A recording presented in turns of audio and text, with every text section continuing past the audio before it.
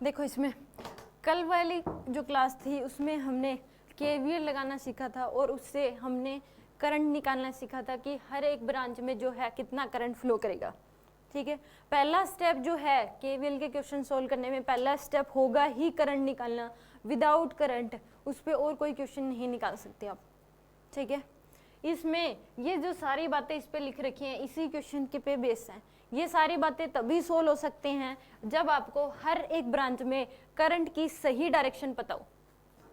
ये नहीं है कि गलत डायरेक्शन पता हो, यानी कि करंट एक्चुअल में किस डायरेक्शन में चलेगा, कौन सी ब्रांच में कितना करंट होगा। अगर ये आपको पता है तो बाकी की सारी जो है वो चीज़ें निकल जाएंगी। जो इसमें पूछा गया पोटेंशियल डिफरेंस पूछा गया, VP minus VQ, joule heating पूछी गई किसी पर्टिकुलर रेजिस्टेंस में कितने टाइम पे, टोटल हीट जूल हीटिंग पूछी गई सभी रेजिस्टेंस की, पावर पूछी गई सभी बैटरी की। अब अलग अलग बैटरीज की पावर पूछ सकता है। ये सारे क्वेश्चन तभी निकलेंगे जब हमें हर एक ब्रांच में करंट पता होगा। अगर हम ऐसे लेते एक वायर में सेम करंट लेते हैं, एक वायर में जैसे ये बीच वाले इसमें सेम लेंगे, साइड वाले में सेम लेंगे और इस वाले में सेम लेंगे, क्या सेम लेंगे? करंट। करंट सेम होगा ही नहीं। अगर अलग अलग अप्लायंस है, अलग अलग रेजिस्टेंस, करंट अलग अलग चलेगा सभी ब्रांच में। हम क्वेश्चन में तो ऐसे लेते हैं ना कि ये वाली जो बीच वाली लाइन है इसमें तो एक ही रहेगा, तो फिर इसमें पूरी ब्रांच में एक ही करंट चलेगा। ये तो है नहीं कि दो अलग अलग करंट चलेंगे। एक ही ब्रांच में जैसे वो रेजिस्टेंस है, रेजिस्टेंस आने के बाद आगे पीछे अलग अलग करंट नहीं हो सकता। किस में रेजिस्टेंस आने के बाद लाइक करंट चल रहा है, करंट चल रहा है, हाँ, और तो फिर पूरा सर्किट देगा, पूरा डायग्राम दे रखा है। बीच में करंट निकालने के बाद थोड़ी ना रेजिस्टेंस ऐड करोगे आप दोबारा से कोई। फिर अगर मान लो यहाँ पे एक और रेजिस्टेंस लगा दूं मैं, तो फिर तो करंट चेंज ही हो जाएगा, दोबारा से निकालना पड़ेगा।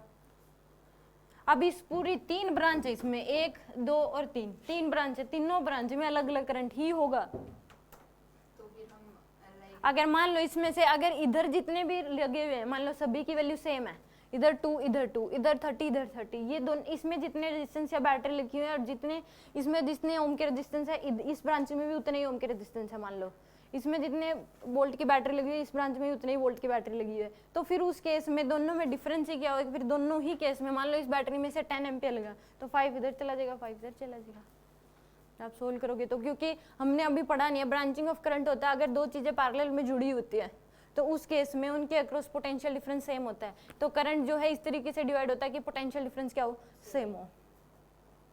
ठीक है, तो इस केस में अगर आपने कहीं पे भी और रेजिस्टेंस ऐड कर दिया इसमें मान लो 2 एम्पियर है तो ये नहीं कह रहे हो कि इसमें भी 2 होगा और इसमें भी 2 होगा, आप ये कह रहे हो?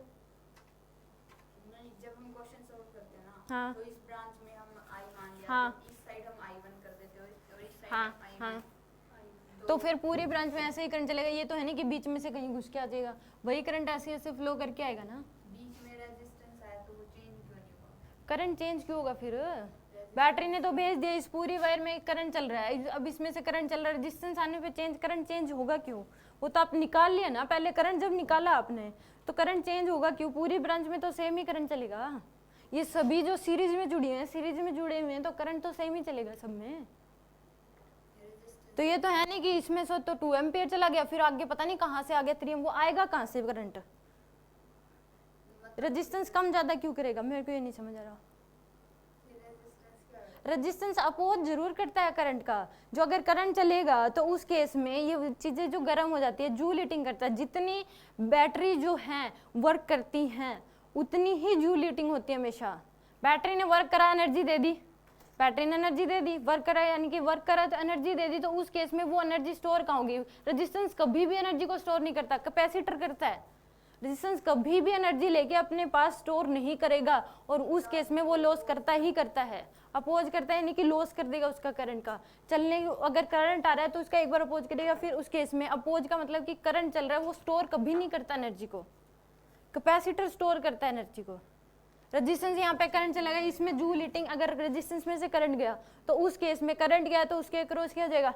ने जूल हीटिंग देखा I² RT, तो उस केस में जो इलेक्ट्रॉन्स आ रहे थे वही है। करंट क्या कर रहा है यानी कि इलेक्ट्रॉन्स मूव कर रहे हैं, इलेक्ट्रॉन मूव कर रहे हैं, तो इस वायर में भी क्या होंगे? एटम्स आयन होंगे। एटम्स आयन मतलब रेजिस्टेंस, एटम्स और आयन का मतलब क्या होता है?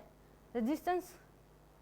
रेजिस्टेंस ही लगे हुए हैं। वहां पे भी मैंने बताया था कि एटम्स और आयन का मतलब क्या होगा? रेजिस्टेंस लगे हुए हैं, यानी कि बीच में क्या कर रहा है? अपोज कर रहा है, वो इलेक्ट्रॉन मूव करने की कोशिश कर रहा था, स्पीड उसकी कितनी ज्यादा थी, तो उसकी स्पीड कम क्यों हुई? इलेक्ट्रॉन्स आए थे, उससे टकराया, यानी कि अपोज करा, जाने नहीं दे रहा था उसको, तो स्पीड चेंज हुई। करंट चेंज, करंट का क्या लेना देना? स्पीड चेंज हुई, उसके पास एनर्जी थी, एनर्जी लॉस होगी वहां पे, फिर दोबारा से उतना ही करंट, उतनी ही उसकी वेलोसिटी थोड़े टाइम फ्रैक्शन ऑफ सेकंड में तुरंत आ जाएगी, फिर लॉस हो जाएगा, फिर तुरंत आ जाएगी, फिर लॉस हो जाएगा, फिर तुरंत आ जाएगी।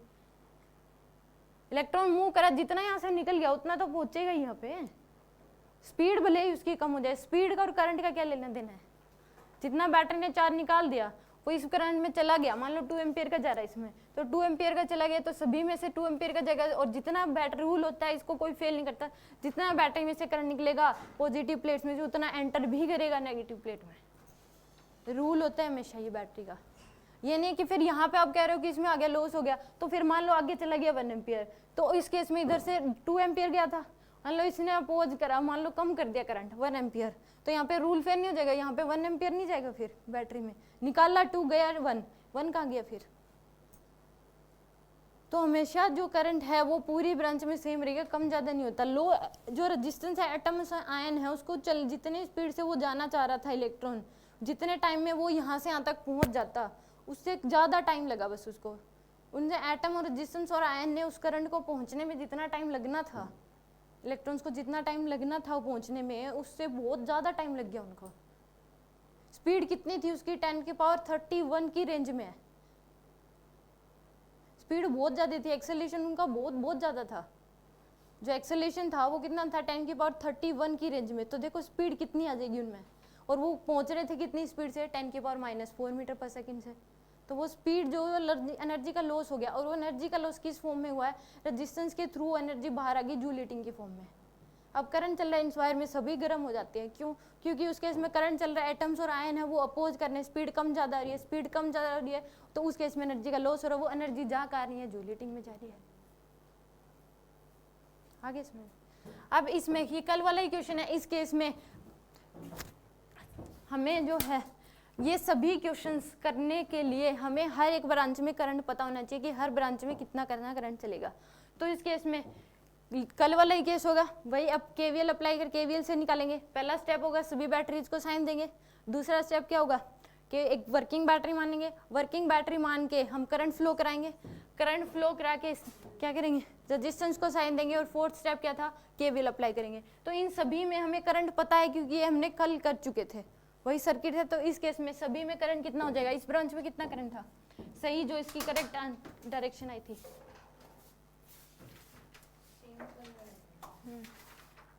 बीच वाली में 6 एम्पियर, इसमें इसमें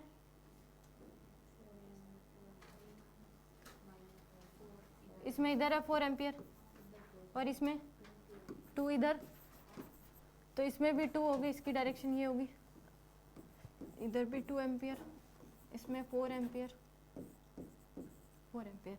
अब यहाँ पे जो है एस पॉइंट पे अर्थिंग कर रखे है। अर्थिंग का मतलब है कि यहाँ का पोटेंशियल क्या है? 0।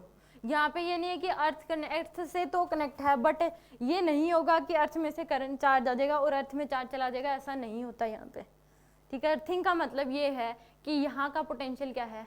0 है, ठीक है। इस यहाँ से करंट आया, ये नहीं कि इधर चला गया और आधा इधर चला गया, आधा अर्थ में चला गया, या फिर अर्थ ने भेज दिया। मान लो ऐसा क्यों नहीं होता कि मान लो कहीं पे भी अर्थिंग कर रखी है, ये बैटरी जुड़ी हुई थी, ये रेजिस्टेंस था, यहाँ पे अर्थिंग कर दी, मान लो अर्थिंग का मतलब है पहले बड़ा फिर छोटा, ऐसे इसका मतलब है अर्थिंग।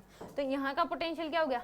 0। मान लो इस बैटरी ने जो करंट भेजा वो 4 एम्पियर का भेज दिया, करंट कितना भेज दिया इसमें? 4 एम्पियर का। तो यहाँ से करंट गया, मान लो 2 एम्पियर इधर चला गया अर्थ में, तो इधर कितना गया आगे? 2 एम्पियर। तो इस बैटरी में कितना करंट एंटर करा? 2 एम्पियर। बट इसने जो भेजा था वो कितना था?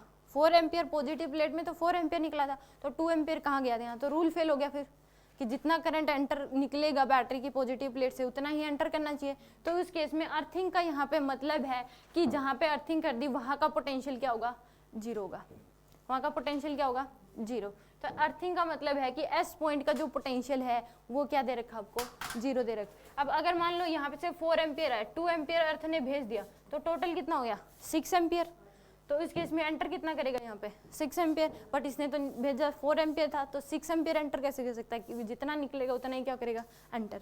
तो अर्थिंग का मतलब यहाँ पे ना करंट वो भेजे लेगी और ना ही भेजेगी, ठीक है। अर्थिंग का यहाँ पे सीधा सीधा मतलब है कि जहाँ पे अर्थिंग कर दी वहाँ का पोटेंशियल क्या होगा, 0। तो इसका मतलब यहाँ का पोटेंशियल क्या है, 0 वोल्ट।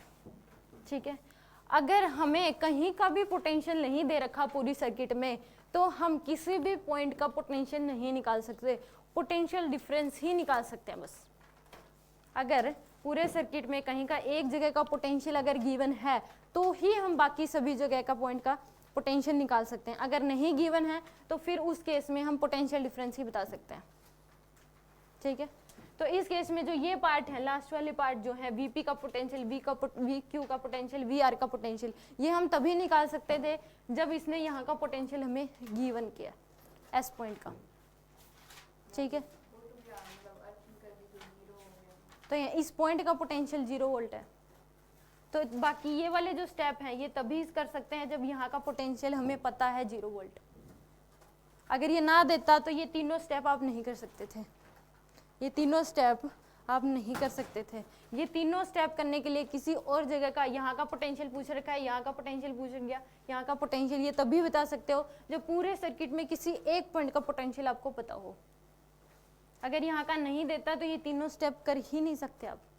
ये कर सकते हो, इन सभी में इसकी ज़रूरत नहीं है। इसकी जो अर्थिंग का जो यूज होगा कि अर्थिंग जो दी है यानी कि यहाँ का पोटेंशियल 0 है, इसका यूज इन लास्ट के 3 क्वेश्चन में ही होगा। ठीक है। ये अगर नहीं गिवन तो ये सभी पार्ट तो कर सकते हैं हम यहाँ तक, बट ये नहीं कर सकते क्योंकि पोटेंशियल निकालने के लिए किसी एक जगह का पोटेंशियल पता ही होगा, बाकी सभी जगह का पोटेंशियल हम निकाल सकते हैं, वरना हम पोटेंशियल डिफरेंस ही निकाल सकते हैं। जब पोटेंशियल डिफरेंस की क्लास पढ़ी थी उसमें भी बताया था कि अगर एक जगह का पोटेंशियल गिवन नहीं तो आप किन्हीं 2 जगह का पोटेंशियल डिफरेंस ही बता सकते हो, पर्टिकुलर किसी पॉइंट का पोटेंशियल नहीं निकाल सकते जब तक किसी एक पोजीशन का गिवन नहीं है। वैसा ही यहाँ पे है, किसी एक जगह का अगर गिवन होगा तो बाकी सभी जगह का आप निकाल सकते हो। अगर किसी एक जगह का नहीं गिवन तो किन्हीं 2 पॉइंट्स के बीच का पोटेंशियल डिफरेंस निकाल सकते हो, पोटेंशियल नहीं निकाल सकते किसी पर्टिकुलर पोजीशन का। इस बात को माइंड में सेट कर लो, आगे समझ। अब इस केस में करंट की सही डायरेक्शन में पता है तो अब हम वही सेम साइन दे दो, बैटरीज को साइन आएंगे माइनस प्लस माइनस प्लस, यहाँ पे करंट तो ये प्लस, ये माइनस, प्लस माइनस,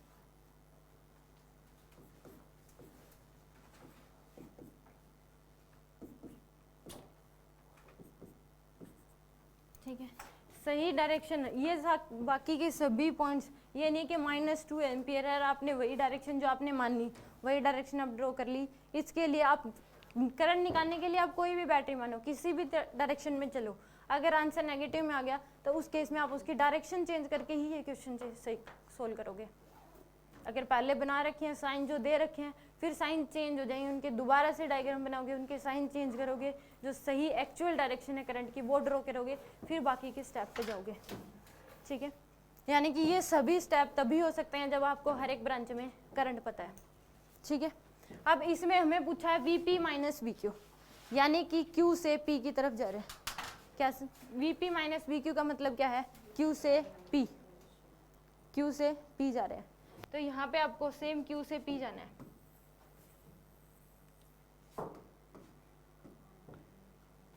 ये है Q पॉइंट और P पॉइंट ये है। आप इसमें किसी भी रास्ते से जाओ आंसर सेम आएगा। इस Q तक जाने के, Q से P तक जाने के देखो एक रास्ता ये है,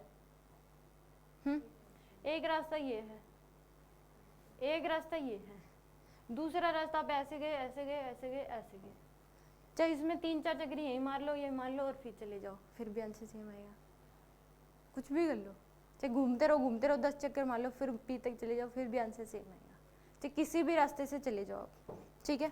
अब मान लो Vp माइनस VQ करना है, पहला स्टेप है Vp माइनस VQ, तो Q से चले, इसके अक्रॉस रेजिस्टेंस के अक्रॉस पोटेंशियल कितना हो जाएगा, रास्ते में साइन है प्लस लोगे क्या, माइनस, माइनस का 3 × 4 -12, क्या हो जाएगा -12। यह इसके अक्रॉस बैटरी की जो वोल्टेज होती है वही उसके अक्रॉस पोटेंशियल, तो प्लस रास्ते में साइन है प्लस लेना क्या है माइनस, तो 20 -20। फिर P तक जाना है तो पहुंच गए इस रास्ते से, तो कितना आ जाएगा Vp माइनस VQ की वैल्यू क्या आ जाएगी -32 वोल्ट। ये है Vp माइनस VQ की वैल्यू।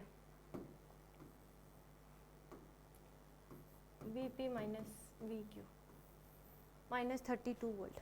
ये तो पहले रास्ते, मान लो आप कह रहे हो कि नहीं अलग आएगा आंसर, दूसरे रास्ते से जाके देख लेते हैं। मान लो ऐसे गए तो V P minus we Q यह आ जाएगा -30। 4 एम्पियर का करंट जा रहा है तो +8 -10 और P तक पहुंच गए तो कितना हो जाएगा -40 + 8 -32 वोल्ट। इससे भी आंसर क्या आया, सेम है।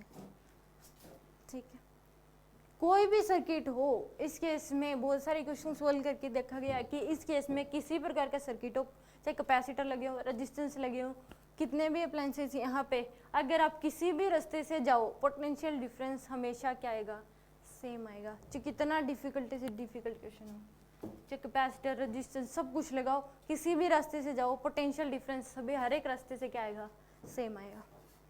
आपने जितने भी क्वेश्चन करे सभी में अब किसी भी रास्ते से किन्हीं दो पॉइंट्स के बीच का पोटेंशियल निकाले, किसी भी रास्ते से जाओ हर एक में पोटेंशियल सेम आएगा। हमने 10-11 जो पहली डीपीपी करी उसमें 2 पॉइंट मान लो और उन 2 पॉइंट में कहीं से कहीं पे जाओ पोटेंशियल डिफरेंस सेम ही आएगा हर रास्ते से। ठीक है, अब मान लो यहाँ से चले गए, यहाँ से चले गए, ऐसे जाके देख लेते हैं, क्या पता लगा ही जाए। -30 +8 ये क्या जाएगा -30, 2 एम्पियर का करंट है, 15 ओम का 2 एम्पियर का करंट है, -30 2 ओम का रेजिस्टेंस, 4 एम्पियर का करंट है, इस ब्रांच में 4 एम्पियर का करंट नहीं है, +30 -10 देख लो, -30 -40 + 8 कितना आ जाएगा -32 वोल्ट। इससे भी यही है, चाहे ऐसे चले जाओ, ऐसे घूम लो, 2-4 चक्री ऐसे मार लो, फिर चले जाओ, फिर भी सेम आएगा। चाहे ऐसे चले जाओ, ऐसे घूम लिए, ऐसे घूम लिए, ऐसे घूम लिए, ऐसे फिर इनसे वापस आ गया, ऐसे ऐसे ऐसे ऐसे, फिर भी यहाँ पहुँचो, फिर भी आंसर -32 आएगा। ठीक है, यानी कि किसी भी रास्ते से जाओ पोटेंशियल क्या आएगा, सेम। समझ में आ गया? तो फर्स्ट पार्ट का आंसर आ जाएगा -32 वोल्ट। फर्स्ट का आंसर क्या आएगा, -32 वोल्ट। ठीक है, सेकंड करके दिखा दो, Vp - VR।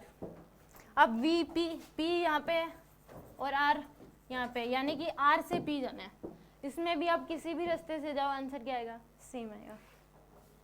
एक सबसे सीधा रास्ता ये -10, किसी भी रास्ते से जाओ -10 आएगा। चाहे ऐसे चले जाओ, ऐसे ऐसे गए, ऐसे गए, ऐसे, चाहे ऐसे सीधे चले जाओ, ऐसे चले जाओ, इस केस में ऐसे घूम के फिर ऐसे चले जाओ, आंसर क्या आएगा, सब में सेम आएगा। फर्स्ट पार्ट समझ आ गया?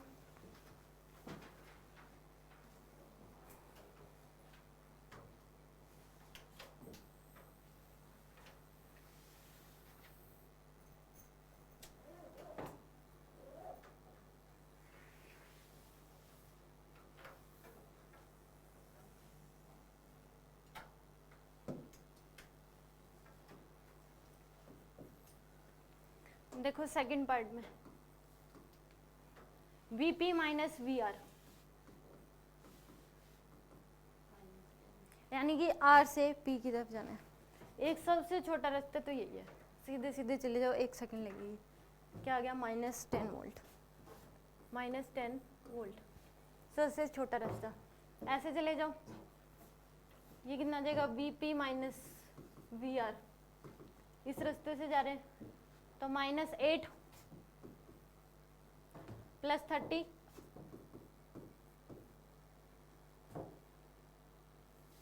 -12 -20 और P तक पहुंच गए। तो देखो 32 यानी कि -40 + 30 कितना आ जाएगा, -10 वोल्ट। ठीक है, ऐसे चले गए, ऐसे चले गए, जब ऐसे चले जाओ फिर भी आंसर क्या आएगा, -10 वोल्ट। जाके देख लो, PP माइनस VR, -30 +30 और -10 कैंसिल, क्या आ जाएगा, -10 वोल्ट। ठीक है, तो सेकंड जो ऑप्शन है इसका आंसर क्या आ जाएगा, -10 वोल्ट। VP माइनस VR क्या होगा, -10 वोल्ट। ठीक है, अब देखो, यानी कि किसी भी 2 पॉइंट का पोटेंशियल डिफरेंस पूछे आप निकाल सकते हो। मान लो S और R के बीच का पूछ लिया तो निकाल सकते हो। VR माइनस VS पूछ लिया या फिर VQ माइनस VS पूछ लिया तो सभी के बीच का पोटेंशियल डिफरेंस आप निकाल सकते हैं। ठीक है, थर्ड स्टेप में, थर्ड पार्ट में कहा है कि joule heating in 5 ohm resistance in 4 second. Joule heating बतानी है 5 ओम रेजिस्टेंस में से 4 सेकेंड में कितनी जूल हीटिंग होगी। तो इस केस में जूल हीटिंग क्या होता है, I² RT। Rate of joule heating क्या होता है, I² R। तो I कितना करंट जा रहा है उसमें से 2 एम्पियर, तो 2 का स्क्वायर इंटू में 5, 4 इंटू में 5, 20 joule. Rate of joule heating क्या आ गया, 20 जूल पर सेकेंड। ये क्या आई है, रेट ऑफ जूल हीटिंग आई है कि 1 सेकेंड में कितनी जूल हीटिंग होगी। तो यानी कि फिफ्थ ऑप्शन का आंसर क्या आ जाएगा, 20 जूल पर सेकेंड। फोर्थ ऑप्शन का आंसर क्या आएगा, 20 जूल पर सेकेंड। यानी कि 1 सेकेंड में 5 ओम रेजिस्टेंस में से कितनी जूल हीटिंग हुई, तो कितना होगा, 20 जूल पर सेकेंड। और रेट ऑफ जूल हीटिंग पूछा है, ये fourth. Rate of joule heating कितना हो जाएगा, इसी को किससे मल्टीप्लाई कर देंगे, टाइम से मल्टीप्लाई कर देंगे। जितना टाइम गिवन है, कितना टाइम गिवन है, 4 सेकेंड। तो 20 इंटू में क्या आ जाएगा, 4, 80 जूल। ये है 4 सेकंड में जो टोटल जूल हीटिंग हुई वो कितनी हुई, 80 joule. C option is correct option. Rate of joule heating यानी कि 1 सेकंड में कितनी जूल हीटिंग हुई, और जूल हीटिंग यानी कि टाइम गिवन होगा उस टोटल टाइम में कितनी जूल हीटिंग हुई। या फिर रेट ऑफ जूल हीटिंग को थर्मल पावर भी बोल सकते हैं। थर्मल पावर का भी मतलब कि 1 सेकंड में कितनी जूल हीटिंग हो रही है रेजिस्टेंस के द्वारा। ठीक है, एक होती है पावर, बैटरीज की power, work done by battery कितनी होगी, वो क्या होती है, पावर। बैटरी के अक्रॉस पावर क्या होती है कि कितना एनर्जी दे रही है बैटरी पर सेकंड। ठीक है, एक थर्मल पावर क्या होगी, रेजिस्टेंस। थर्मल पावर बोल दो या फिर रेट ऑफ जूल हीटिंग बोल दो, दोनों का मतलब क्या है, एक ही है।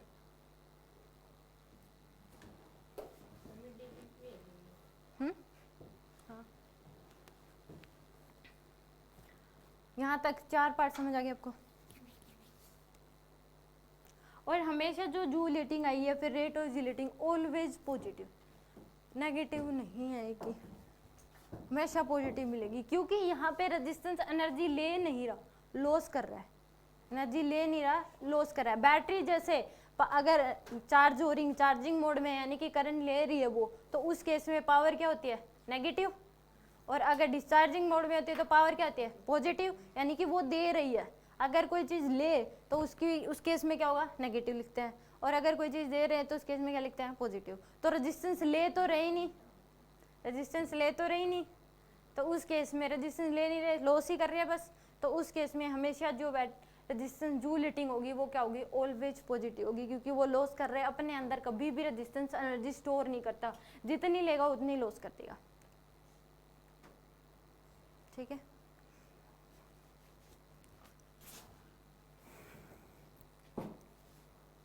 अब देखो फिफ्थ पार्ट में पूछा गया power of 20 volt battery. 20 volt battery की पावर बतानी है, क्या होगी। पावर का मतलब है कि कितना वर्क करेगी 20 वोल्ट की बैटरी। पावर का फॉर्मूला क्या था, E इंटू आई। अगर डिस्चार्जिंग मोड में तो क्या होगा, प्लस E इंटू आई, और चार्जिंग मोड में तो क्या हो, माइनस E इंटू आई। डिस्चार्जिंग मोड का मतलब कि पॉजिटिव प्लेट में से करंट निकल रहा होगा, और चार्जिंग मोड का मतलब कि पॉजिटिव प्लेट में करंट एंटर कर रहा होगा। तो इस केस में 20 वोल्ट की बैटरी की पावर पूछी है, क्या होगी, यानी कि कितना वो एनर्जी देगी पर सेकंड, वो बताना है।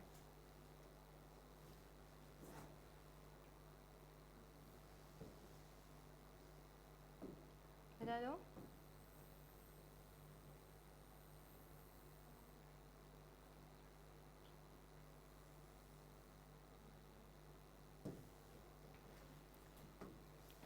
20 वोल्ट की पावर पूछिए, पावर ऑफ 20 वोल्ट बैटरी।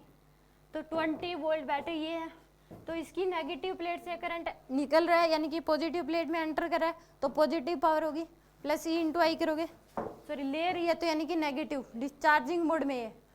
ये भी पूछ सकता है कि कौन सी बैटरी किस मोड में है। ये 20 वोल्ट क्या है, चार्जिंग मोड में करंट ले रही है, पॉजिटिव प्लेट में करंट एंटर कर रहा है, तो 20 वोल्ट की बैटरी किस में है, चार्जिंग मोड में, तो पावर क्या हो जाएगी, नेगेटिव, तो माइनस ई इंटू आई। पावर का फॉर्मूला ये होता है कि बैटरी कितना वर्क करती है पर सेकेंड, तो ई कितना है 20 इंटू में करंट कितना पास कर रहा है इसमें से 4, यह आ जाएगा माइनस 80 वोल्ट, या फिर माइनस 80 जूल पर सेकेंड, ये भी बोल सकते हो। मैम ये एक बार फिर से बताओ। कौन सा, एनर्जी चार्जिंग। कल मैंने बताया था, देखो अगर किसी सर्किट में से बैटरी जुड़ी हुई है, ठीक है, अगर पॉजिटिव प्लेट में करंट एंटर करेगा तो यानी कि वो चार्ज किसी को कुछ दे नहीं रही, चार्ज ले रही है, खुद जो है वो बैटरी कंज्यूम, वो एनर्जी कंज्यूम कर रही है, खुद एनर्जी क्या कर रही है, कंज्यूम कर रही है, ले रही है, किसी को कुछ दे नहीं रही, तो इसलिए इसकी पावर क्या होती है, नेगेटिव, माइनस ई इंटू आई के अक्रॉस होती है। ई इसका ईएमएफ होगा और जितना इसमें से करंट पास करेगा वो इसके अक्रॉस पावर हो जाएगी कि पर सेकेंड वो कितनी एनर्जी दे रही है, कितनी एनर्जी ले रही है। ठीक है, जो इन्वर्टर बैटरी होती है वो क्या करती है, जब लाइट नहीं होती तो दे रही होती है, और जब लाइट होती है तो क्या होती है, ले रही होती है, तो उसकी भी पावर क्या होगी, नेगेटिव और पॉजिटिव दोनों होती हैं। तो उस केस में अब, और अगर किसी सर्किट में लगी हुई इसमें से पॉजिटिव प्लेट में से अगर करंट बाहर निकल रहा है, ये किस में है, चार्जिंग मोड में, किस में है ये, चार्जिंग मोड में, और ये किस में है, डिस्चार्जिंग मोड में, तो इसकी पावर हो जाएगी, ये दे रही है तो प्लस ई इंटू आई, किसी को कुछ दे रही है, ले नहीं रही, तो इसकी पावर क्या होगी, पॉजिटिव होगी। सेम इस 20 वोल्ट में पॉजिटिव प्लेट में करंट क्या कर रहा है, एंटर कर रहा है, तो ये किस में है, चार्जिंग मोड में है, तो पावर क्या हो जाएगी इसकी, नेगेटिव होगी, और किसकी कितनी होगी, माइनस ई इंटू आई। ई की वैल्यू है 20 और आई की वैल्यू कितनी होगी, 4 एम्पियर, तो क्या आ जाएगा, माइनस 80 वोल्ट। ठीक है, अगर किसी भी सर्किट में ये नहीं गिवन कि वो आइडियल है या रियल बैटरी है, तो उस केस में अगर नहीं गिवन होता तो हम खुद मान के चलते कि वो क्या है, आइडियल बैटरी होगी। अगर इंटरनल रेजिस्टेंस दे दिया तो इसका मतलब वो रियल बैटरी है, और इंटरनल रेजिस्टेंस नहीं गिवन है तो वो क्या होगी, आइडियल बैटरी ही होगी। ठीक है, यहाँ पे ये सभी क्या है, आइडियल बैटरी है। ठीक है, तो 20 वोल्ट की जो पावर है वो कितनी हो जाएगी, minus 80 volt. B option is correct option.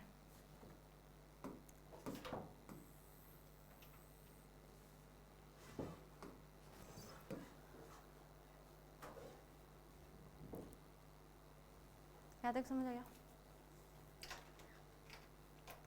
ये तो 5th पार्ट। देखो 6th पार्ट में total joule heating through all resistance in first 2 second. जितने भी रेजिस्टेंस लगे हुए हैं पहली 2 सेकेंड में कितनी जूल हीटिंग करेंगे वो बताना है। करे सो बोलो।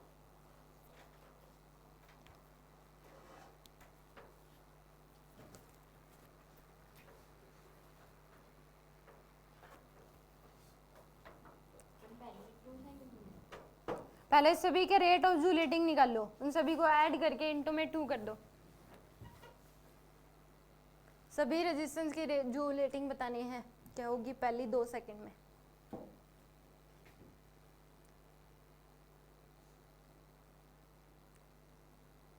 कहीं पे रेट ऑफ जूल हीटिंग लिख रखा हो या फिर थर्मल पावर लिख रखा हो, दोनों का मतलब सेम ही होता है।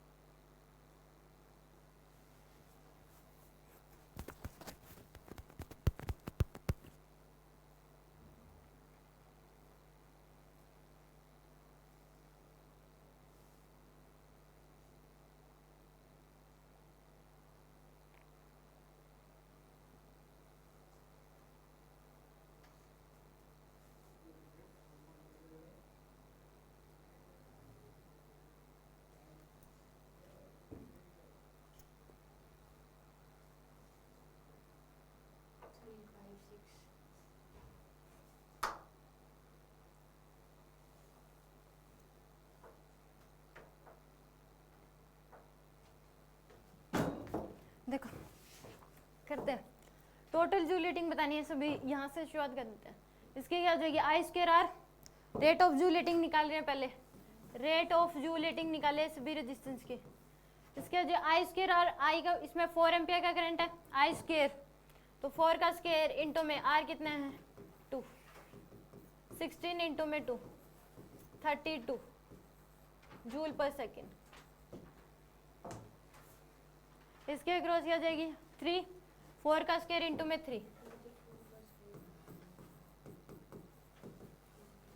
16 इंटू में 3 48 जूल पर सेकेंड। इसमें से आई स्क्वायर आर करंट है 2 एम्पियर यानी कि 2 का स्क्वायर इंटू में 5, 4 इंटू में 5 20 जूल पर सेकेंड। 15 2 स्क्वायर इंटू में 15 4 इंटू में 15 60 जूल पर सेकेंड। सभी को ऐड कर दो, रेट ऑफ जूल हीटिंग आ जाएगी आपके पास 32 प्लस 48 प्लस 20 प्लस 60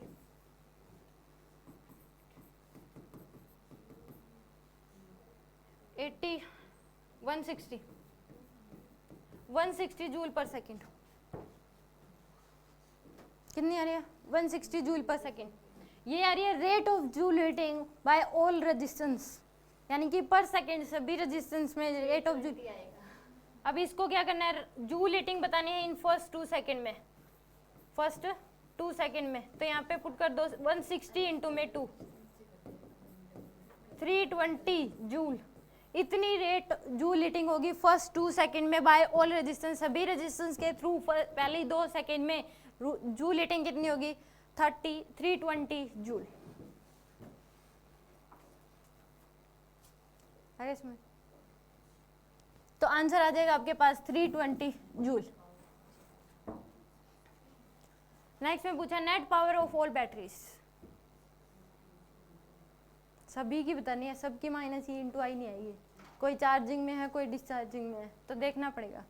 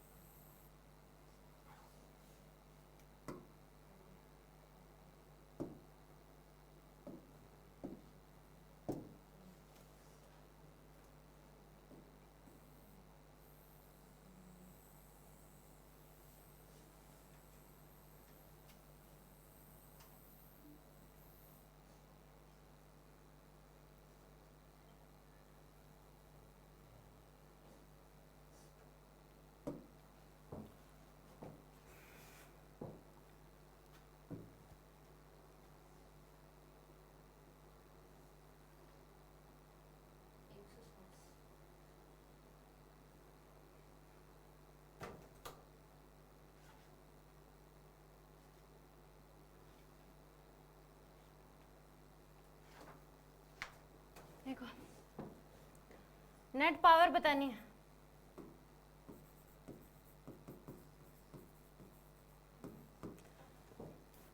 ये क्या है चार्जिंग मोड में या डिस्चार्जिंग मोड में 30 वोल्ट,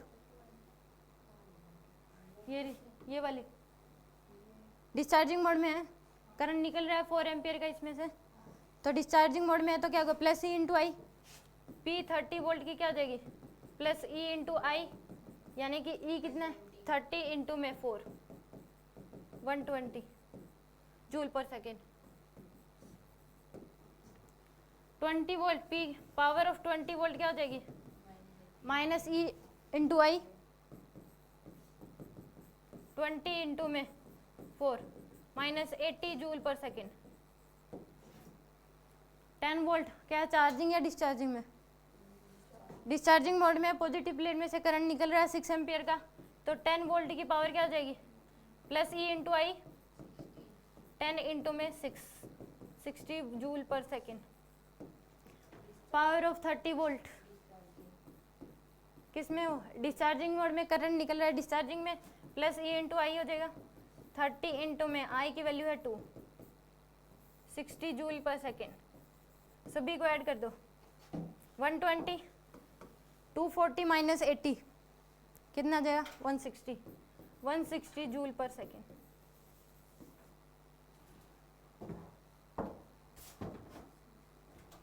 इसमें एक बात ध्यान रखना, अगर पूरे ही सर्किट में अगर रेजिस्टेंस है, कैपेसिटर नहीं होने चाहिए, क्योंकि कैपेसिटर एनर्जी स्टोर करते हैं। इसीलिए अगर रेजिस्टेंस है पूरे ही सर्किट में, तो उस केस में जितनी पावर होगी सभी बैटरी को मिला के उतनी ही रेट ऑफ जूल हीटिंग होती है हमेशा।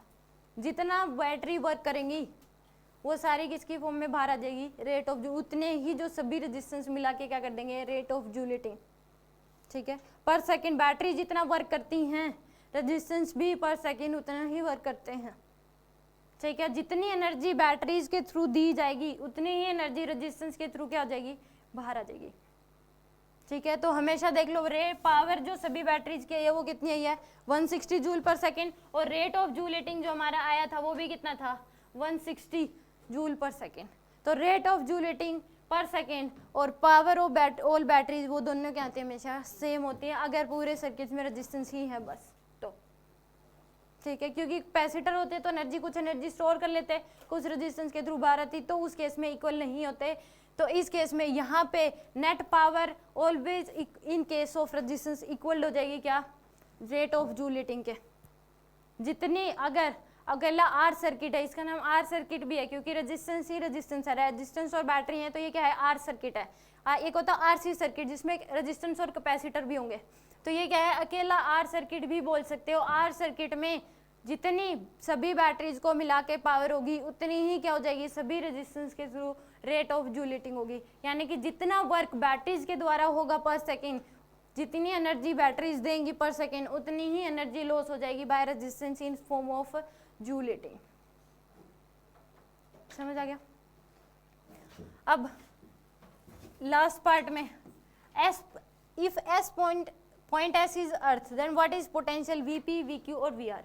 अगर एक जगह का पोटेंशियल दे दिया, एस पॉइंट का पोटेंशियल दे दिया इसने, क्योंकि अर्थ कर दी, अर्थिंग का मतलब है वहां का पोटेंशियल क्या हो गया, जीरो। तो बाकी सभी जगह का पोटेंशियल हम निकाल सकते हैं।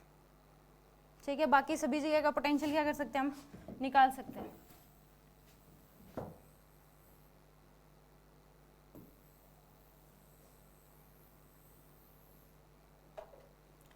इसमें देखो एस पॉइंट का पोटेंशियल दे रखा है हमें 0 वोल्ट, निकालना है वीपी, पी पॉइंट का पोटेंशियल निकालना है, यहाँ का पोटेंशियल, तो कितना हो जाएगा, मान लो हम वीपी माइनस वी एस करें तो एस से पी की तरफ जाएंगे, यहाँ का पोटेंशियल 0, कितना आ जाएगा -20 और पी तक पहुँच गए, तो वीपी का पोटेंशियल क्या आ जाएगा, एस का 0 तो वीपी का पोटेंशियल क्या आ जाएगा -20 वोल्ट।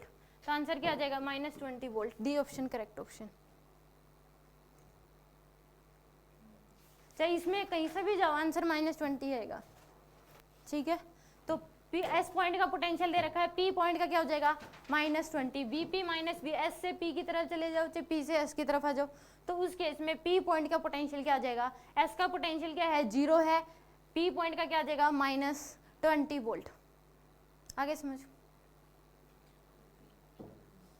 क्यू पॉइंट का पोटेंशियल निकालना है तो we Q minus V S, S से क्यू की तरफ जाएंगे, चाहे ऐसे चले जाओ चाहे ऐसे चले जाओ, किसी भी तरीके से चले जाओ आंसर सेम आएगा। तो इस केस में +12 रेजिस्टेंस के अक्रॉस पोटेंशियल कितना हो जाएगा, रास्ते माइनस है ना, ले हुए +4 एम्पियर का करंट है, +12 होगा, रास्ते माइनस है, लो प्लस नहीं हुए, उसके अकॉर्डिंग चेंज नहीं करेंगे, किसके अकॉर्डिंग, पोटेंशियल निकालते हैं और पहले तो करंट तो चल ही रहा है, ऐसे करंट तो चल ही रहा है, इसको थोड़ी ना चेंज करोगे। अब साइन करंट जो एक्चुअल में करंट चलना चाहिए उसके अकॉर्डिंग तो साइन दे चुकी ना हम। तो इस केस में एस से पी क्यू की तरफ जा रहे, तो ये क्या आ जाएगा, इसके अक्रॉस पोटेंशियल कितना हो जाएगा 3 ओम के अक्रॉस, 3 इंटू में 4, रास्ते में साइन माइनस लोगे क्या प्लस, तो +12 क्यू तक पहुंच गया, आंसर क्या आ जाएगा वी क्यू, एस की पोटेंशियल क्या है 0 = 12, तो वी क्यू का पोटेंशियल क्या आ जाएगा 12 वोल्ट। तो क्यू का पोटेंशियल क्या होगा, क्यू पॉइंट का पोटेंशियल होगा 12 वोल्ट, बी ऑप्शन करेक्ट है। आगे समझ। मेरा कहने का अगर आपका ये करंट वहाँ पे -4 आता है और मान लो आपने डायरेक्शन ये मान रखी है, तो डायरेक्शन चेंज करोगे फिर रेजिस्टेंस को सभी बैटरीज को साइन दोगे, अब तो आपने एक्चुअल में जो करंट जिस डायरेक्शन में फ्लो कर रहा है वही मान रखा है। अब आप किस ऐसे चलोगे तो उस केस में रास्ते में साइन आप प्लस लोगे पॉजिटिव, ये थोड़ी ना कि आप दोबारा से साइन दोगे। दे यदि एक्चुअल में ऐसे ही करंट चलेगा इसमें सभी ब्रांचेज में, तो उस जिस डायरेक्शन में करंट चलना चाहिए उसी डायरेक्शन में चल रहा है, उसके बाद हमने सभी बैटरीज या रेजिस्टेंस को साइन दिए हैं। ठीक है, अब आर का पोटेंशियल निकालना है, V R minus V S, तो उस केस में रास्ते में साइन आया प्लस लोगे क्या, माइनस, माइनस 20 प्लस 10 कितना आ जाएगा, माइनस 10 वोल्ट। आर पॉइंट का जो पोटेंशियल है वो क्या आ जाएगा, minus 10 volt. C option is correct option. आगे समझ, यानी कि एक क्वेश्चन देके आपको इन सभी में से कोई भी एक बात भी पूछ सकता है। करंट पूछ सकता है सभी ब्रांच में से, सभी रेजिस्टेंस के अलग अलग ये पूछ सकता है कि इस रेजिस्टेंस ने कितनी जूल हीटिंग की होगी, इस रेजिस्टेंस ने इतने टाइम में कितनी जूल हीटिंग की होगी, यानी कैसे भी जाओ आप, अगर आर तक पहुंचना है चाहे ऐसे चले जाओ चाहे ऐसे चले जाओ, कैसे भी जाओ, चाहे ऐसे घूम के चले जाओ, ठीक है, पोटेंशियल तो सेम ही आएगा किसी भी रास्ते से जाओ। ठीक है, तो इस केस में ये एक क्वेश्चन देके इतनी सारी बातें पूछ सकता है। पहले सभी ब्रांचेज में करंट, दूसरा किन्हीं दो पॉइंट के बीच का पोटेंशियल डिफरेंस पूछ सकता है, किसी भी रेजिस्टेंस में रेट ऑफ जूल हीटिंग पूछ सकता है, रेजिस्टेंस के थ्रू जूल हीटिंग पूछ सकता है टाइम देके, बैटरीज की पावर पूछ सकता है, कौन सी बैटरी किस मोड में है, चार्जिंग में या डिस्चार्जिंग मोड में, इसमें टोटल पावर पूछ सकता है सभी बैटरीज की, रेट ऑफ जूल हीटिंग पूछ सकता है सभी रेजिस्टेंस को मिला के कितनी होगी, और अगर आर सर्किट है तो उस केस में जो पावर होती है बैटरीज की, नेट पावर सभी बैटरीज की इक्वल हो जाएगी किसके, थर्मल पावर के, यानी फिर रेट ऑफ जूल हीटिंग के। ठीक है, ये क्वेश्चन समझ आ गया कि नहीं आ गया, यानी कि एक ऐसी क्लास थी जो क्वेश्चन के थ्रू ही क्लियर हो सकती थी इस केस में कि एक आर सर्किट दे के क्या क्या बातें पूछी जा सकती हैं। कल आर सर्किट में हमने केवीएल लगा के करंट निकालना सीखा था, उसके बाद भी क्या क्या क्वेश्चन पूछे जा सकते हैं वो इस क्वेश्चन में थे। ठीक है।